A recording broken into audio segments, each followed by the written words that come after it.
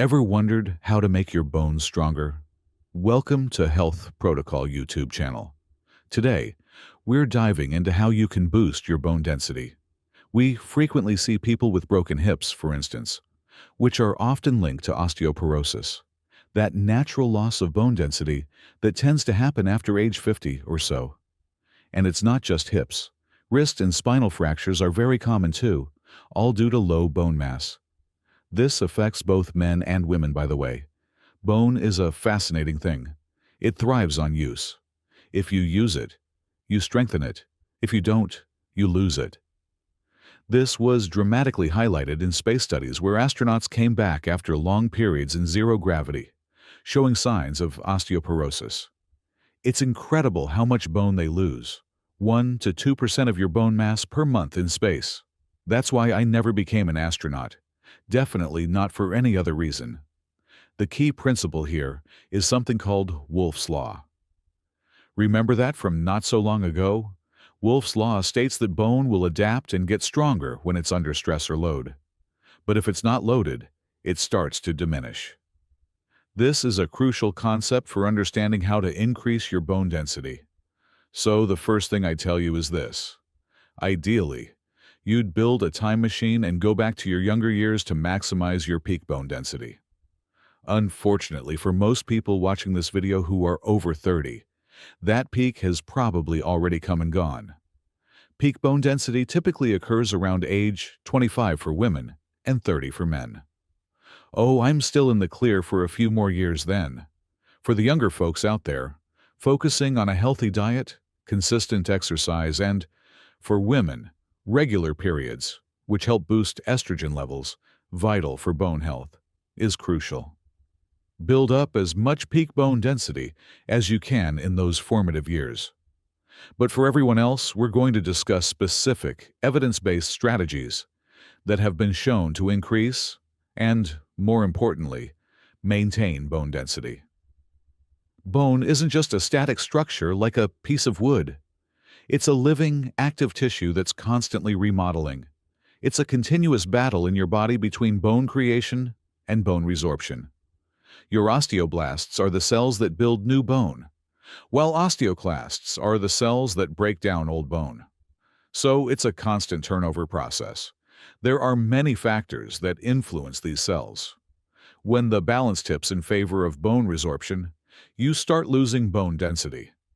We're going to talk about how to prevent that, or how to optimize the balance. So, here are our top 6 ways to truly increase your bone density. Number 1. Weight-bearing exercise. This is paramount. Weight-bearing exercises are activities where you're supporting your body weight against gravity, like walking, jogging, or even just standing. Avoid prolonged sitting, lying down. And definitely avoid going to space if you can help it. If you've booked a trip to Mars, you might want to rethink it or at least shorten your stay to less than a month. Wolff's Law tells us that if you load bone, it will respond by making more bone.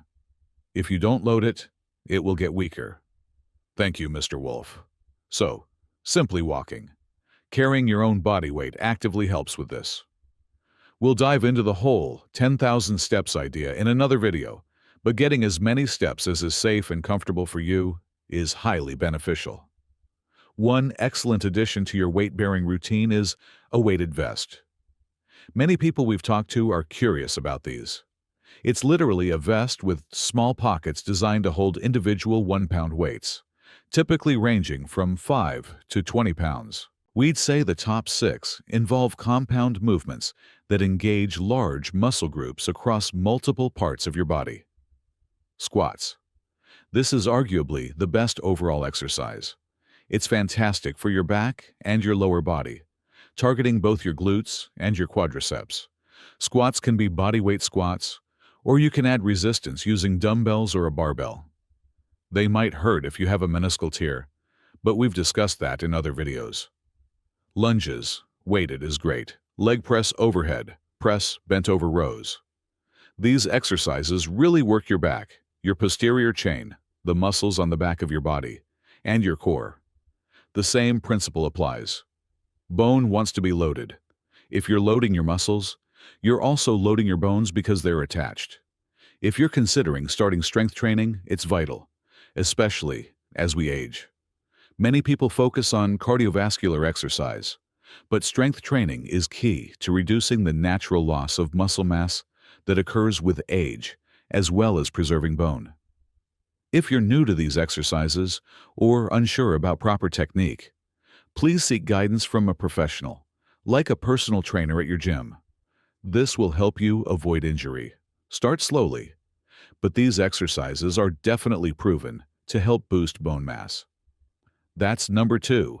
Number 3, a balanced diet, plus or minus supplements. When we talk about bone health, the key nutrients in a balanced diet are calcium, vitamin D, and protein. You've probably also heard about zinc, magnesium, and collagen. Let's break them down. Calcium. How much do you need? The daily recommended intake of calcium ranges from 1,000 to 1,500 milligrams, depending on your age. Ideally, you want to get this from your diet. Sources like low-fat dairy, dark leafy green vegetables, and almonds are excellent. Supplements might be recommended if you've already had a fracture, or if your dietary calcium intake is proven to be inadequate. Calcium supplements used to be heavily promoted, but there's been some back and forth, as high doses were found to potentially contribute to issues like atherosclerosis. Even fortified orange juice came and went, so there can be issues with too much calcium intake. Definitely consult your healthcare provider on this one. Vitamin D. We get some from sun exposure, but most people, especially in certain climates, don't get enough vitamin D from the sun alone. Supplements are often recommended. However, since vitamin D is fat-soluble, too much can be harmful. What HRT has clearly shown is that once you're postmenopausal, you typically lose bone at a rate of 1 to 2% per year. The first 5 years are usually the most aggressive period of loss. So, HRT is particularly important during those early years, but benefits can extend even up to 10 years after menopause. So, if you're 3 years into menopause and thinking you missed your window, you haven't. It's definitely worth considering because the bone-building benefits are very real. Unfortunately, once you stop HRT and remove that estrogen, you will likely resume losing bone at a regular rate. So, you need to discuss with your doctor whether you're prepared to continue taking it, as the benefits cease when you stop. So, if you're a postmenopausal woman not on HRT, you definitely don't want to become an astronaut. And you certainly don't want to be drinking a rum and coke while smoking a cigarette on your way up. Similarly, for men, if you are testosterone deficient, have low T. Testosterone replacement therapy, TRT, has also been shown to increase bone density.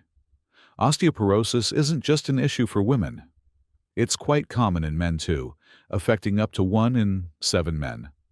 We often see many men with hip fractures, and ironically, hip fractures in elderly men actually have higher rates of morbidity and mortality.